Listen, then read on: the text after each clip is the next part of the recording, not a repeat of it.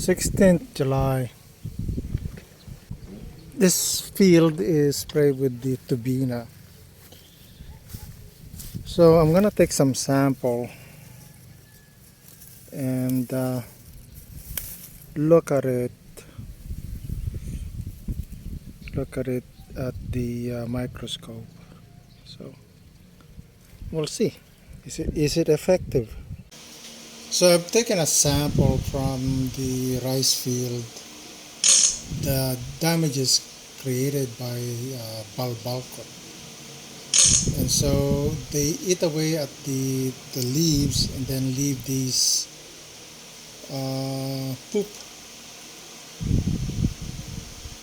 Now I took this a while this morning, so it kind of dried out, and all I see is the poop.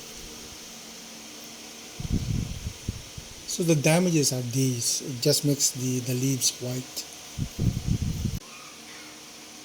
Thanks for watching.